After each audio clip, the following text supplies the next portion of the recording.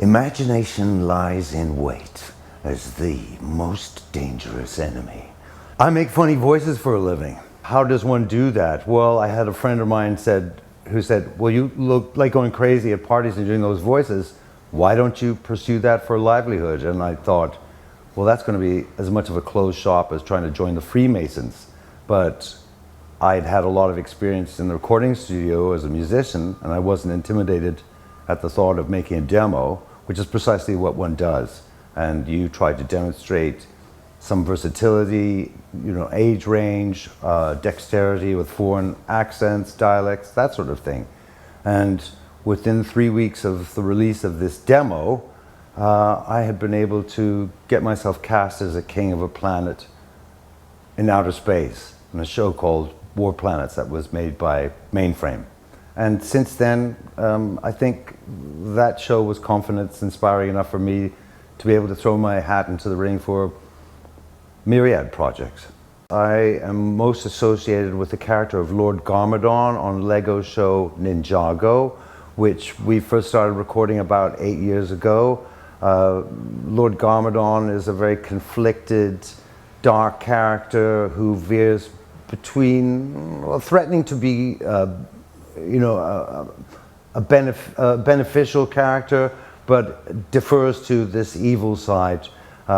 I found him to be a tremendously fun character to play because he's far more multi-layered than the usual villains, which are just sort of stay in the realm of So it was great to be able to unpack different layers within this character of Lord Garmadon, and it's been great to have the response from fans all over the world, and I look forward to more episodes. We shall see what happens with that.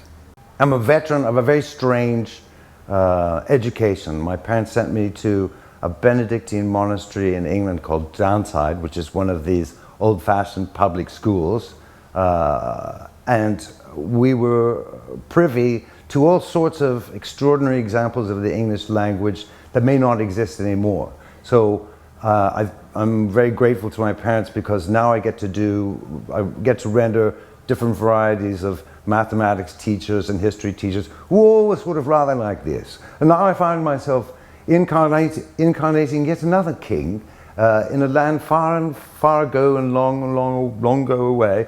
And so I have tried to make it my field of specialty. Indeed, when we ask each other within the voice acting community, what is your money voice? I find myself doing a sort of bargain basement Jeremy Irons, such as the one that I'm incarnating for you now. Now in my dotage, in my 58th year, I've been given the responsibility of narrating several documentary series, one for the National Geographic called Hitler's Last Stand, which demands a very hard-boiled kind of Mickey Spillane kind of delivery. And so that's the product of spending a lot of time listening to a lot of radio broadcasts from the 40s and reading a lot of Raymond Chandler.